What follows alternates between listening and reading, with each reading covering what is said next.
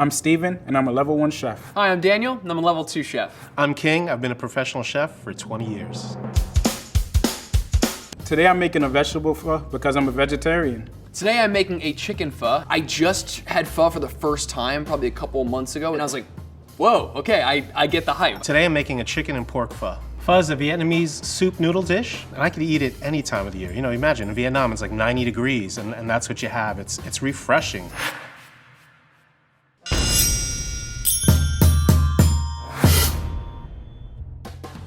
To make this broth, I'm gonna start with a red onion, a little bit of garlic.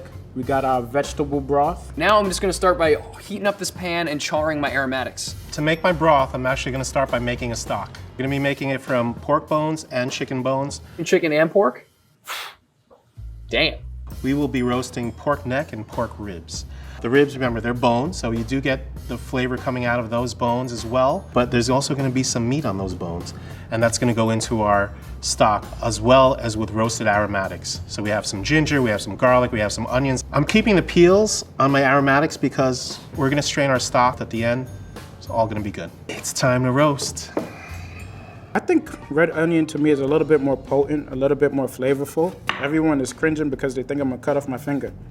I got 2 different onions here, an extra variety of flavor. It's an easy hack. I like to char the aromatics before putting everything in because I think you get more flavor that way. Then I'm gonna take a couple cloves of the garlic.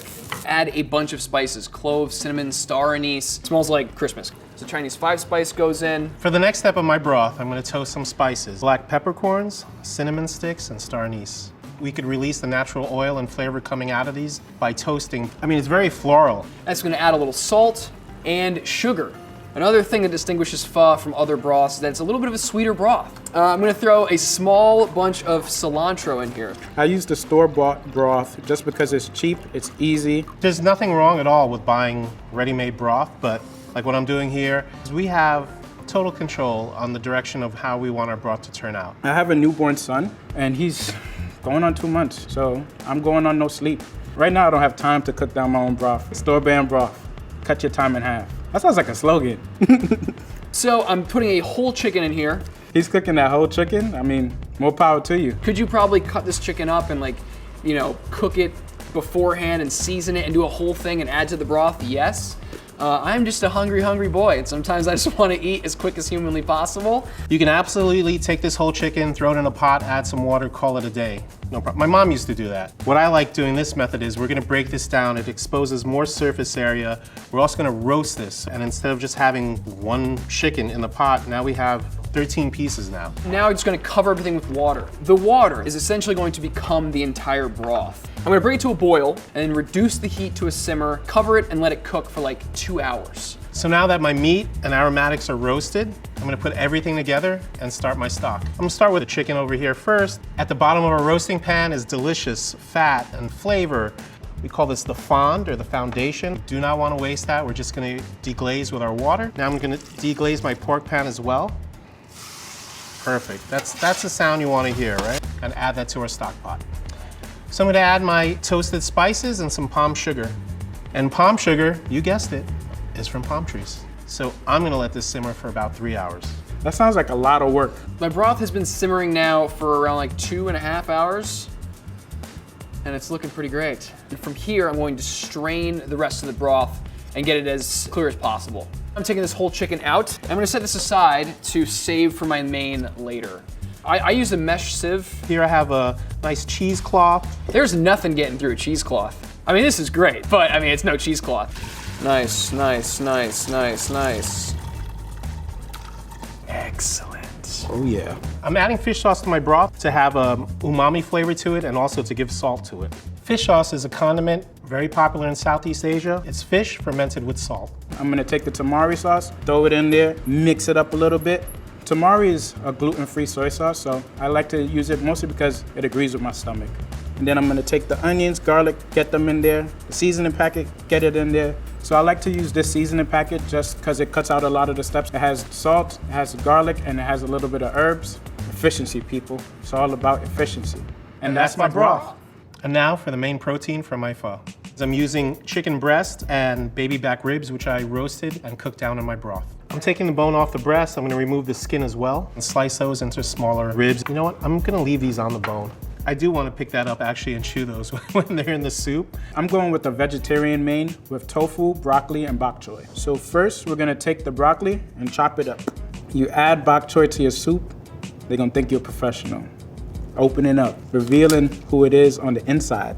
You could do a lot with tofu. It's basically a sponge, and it just takes in all the flavors and packs a punch with protein.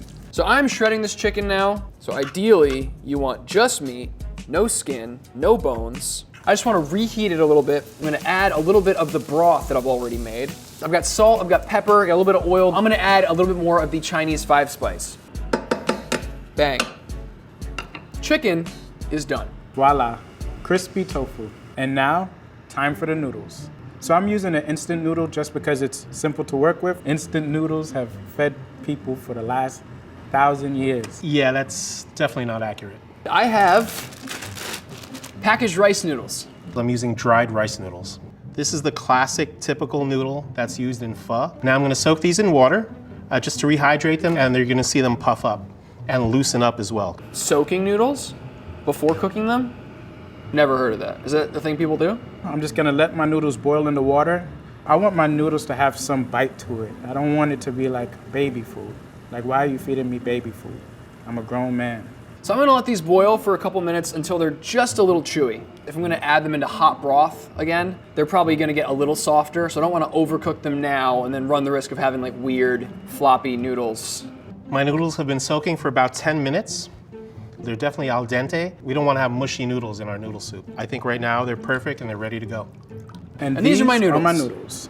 My pho is going to be full of different garnishes. I'm going to take this portion I have here, this little bird's nest of dry rice noodles, and fry them.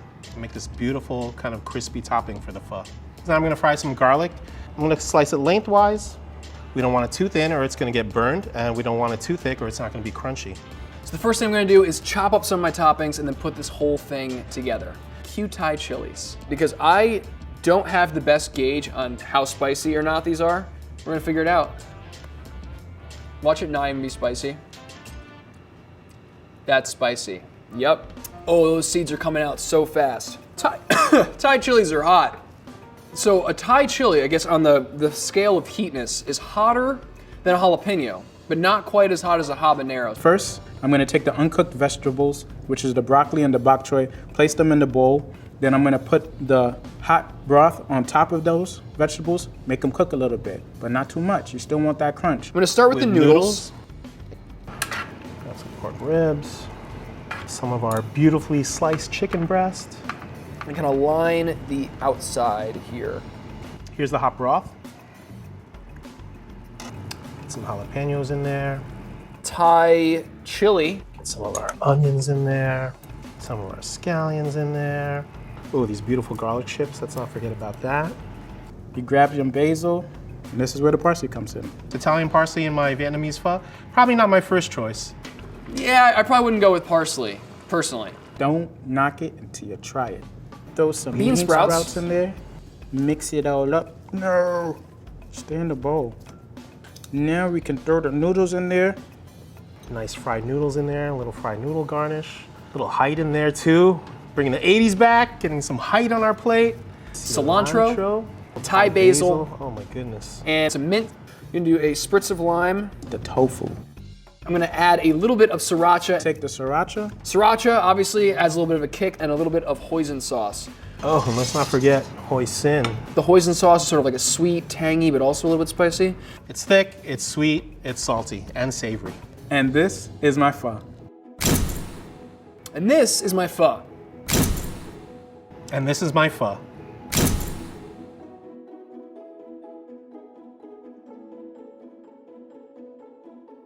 I'm pho-reeking out right now because I get to taste this.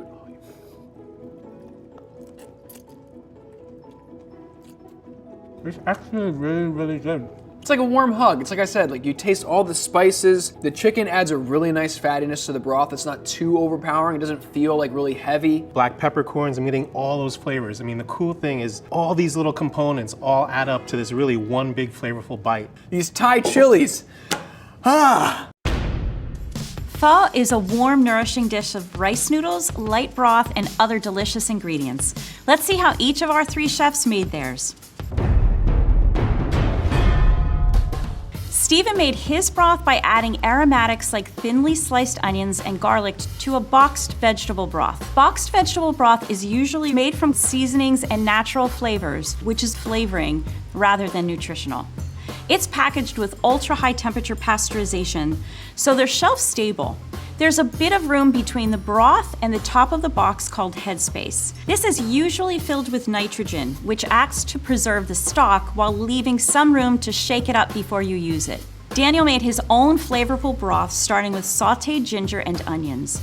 Sauteing will ensure that the lipid-soluble organosulfur compounds come together to produce a range of delicious onion flavors that will permeate Daniel's broth. King started his broth by making a stock. Stock is different from broth because when you make stock, you're incorporating aromatic vegetables as well as the bones. When you're making broth, you're incorporating aromatic vegetables as well as the meat. King finished his broth with a flavorful burst from dry roasted spices. He used similar spices as Daniel, but unlike Daniel, King dry roasted his spices before submerging them in the broth. Dry roasting spices changes them by removing some of the water, thereby concentrating the flavor, while also adding some compounds associated with roasted, smoky, and toasted flavors like pyrazines and purels. Stephen used instant wheat-based noodles. These noodles are partially cooked and then dried, which makes them very porous, so they absorb water very easily when boiled. Daniel used packaged rice noodles, which are held together by amylose, a starch, instead of gluten that you find in wheat. Like Daniel, King used rice noodles. However, King soaked his noodles prior to adding the broth during assembly. This removes some of the surface starch and makes them a little less likely to cling together.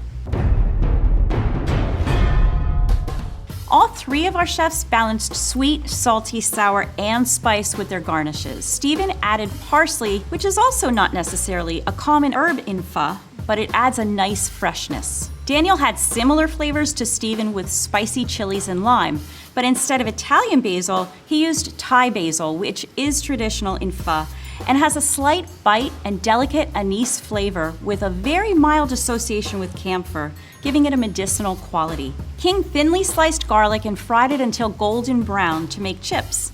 Frying softens the aggressive sulfuric flavors associated with raw garlic. Pho is a wonderful meal with so many options for broth, vegetables, meat, and garnishes. Next time you're in the mood for a flavorful bowl of pho, we hope you'll take some of these tips from our 3 extraordinary chefs.